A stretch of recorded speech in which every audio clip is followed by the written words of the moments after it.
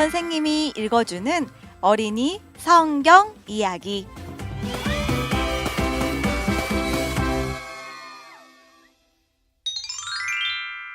(126번) 이야기.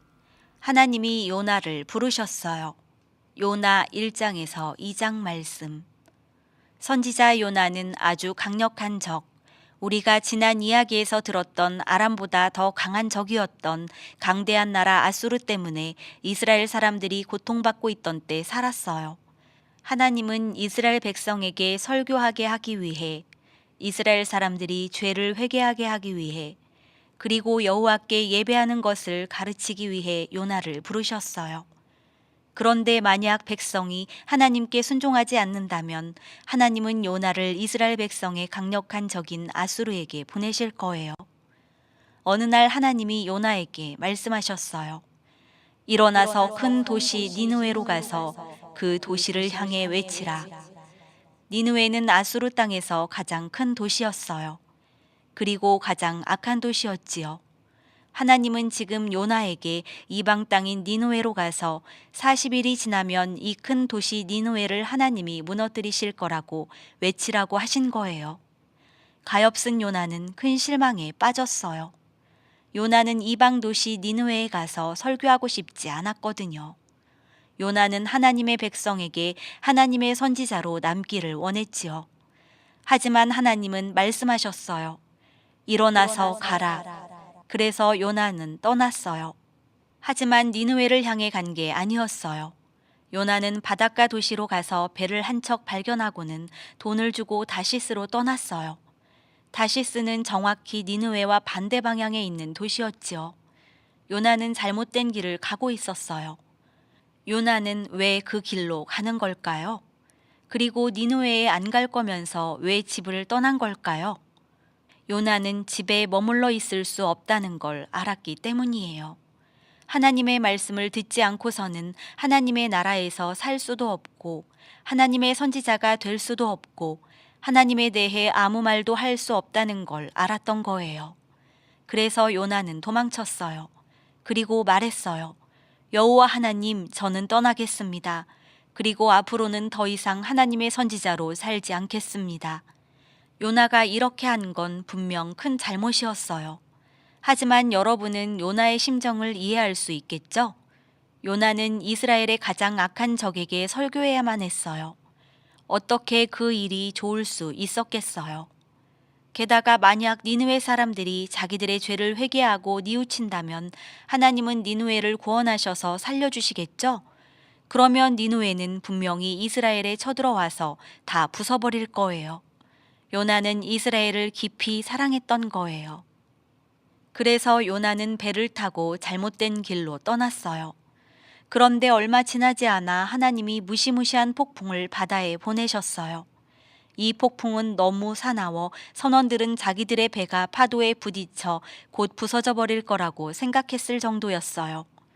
이 파도는 불순종한 요나에 대한 하나님의 거룩한 분노를 보여주는 것이었어요. 배에 탄 선원들은 바다의 폭풍에 익숙한 사람들이었어요. 하지만 이번 폭풍은 그 어떤 폭풍들보다 더 무시무시했지요. 이 선원들은 이방 땅에서 온 사람들이어서 모두 신들을 섬기고 있었어요. 그래서 선원들은 각자 자기의 신들에게 살려달라고 부르짖었어요. 요나는 하나님께 기도하고 있었을까요? 아니에요. 요나는 자고 있었어요. 홀로 깊은 잠에 빠져 있었지요. 혼자 잠에 빠져 있었던 것은 요나가 니느웨에 하나님의 말씀을 설교하는 것에 전혀 관심이 없다는 걸 보여주는 거예요. 차라리 잠이나 자겠다는 것이지요. 하지만 요나는 선원들이 소리치는 소리에 급히 잠을 깼어요. 이 양반아, 지금이 자고 있을 땐가? 얼른 일어나 자네 하나님께 기도하게. 다음으로 선원들은 이 끔찍한 폭풍이 누구 때문인지를 결정해야만 했어요. 그래서 제비를 뽑았지요. 뭔가를 선택하기 위해 제비 뽑는 것을 기억하지요. 때로 사람들은 제비 뽑기에 돌을 사용했어요. 모두 흰 돌이고 검은 돌 하나만 있는 거죠. 검은 돌을 뽑는 사람이 선택되는 거예요. 우리는 선원들이 정확히 어떤 방법을 사용했는지는 모르지만 제비에서 요나가 뽑혔어요. 그러자 선원들은 요나에게 수많은 질문을 던졌어요. 너는 어디서 온 사람이냐? 너는 어떤 민족 사람이냐? 왜 이 폭풍이 우리에게 닥쳤느냐? 요나는 선원들에게 자기는 하늘의 하나님 여호와를 경외하는 사람이며 하나님은 땅과 바다를 만드셨고 자기는 지금 그 하나님에게서 도망치는 중이라고 말했어요. 선원들은 무시무시한 두려움에 빠졌어요. 어떻게 해야 할지 알 수가 없었지요.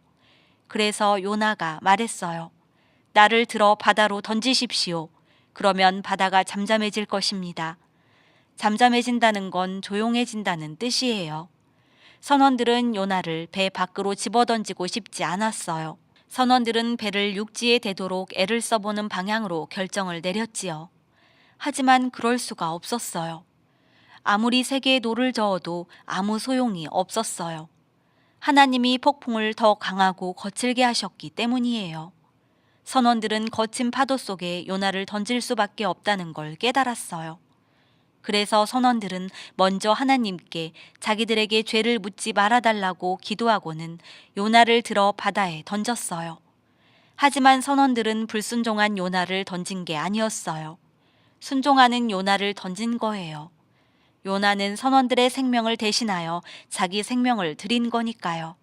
요나가 배 밖으로 던져지자마자 바다는 잠잠해졌어요. 요나는 물에 빠져 죽었을까요? 그렇지 않아요. 하나님은 요나를 삼키기 위해 커다란 물고기를 준비해 두셨지요.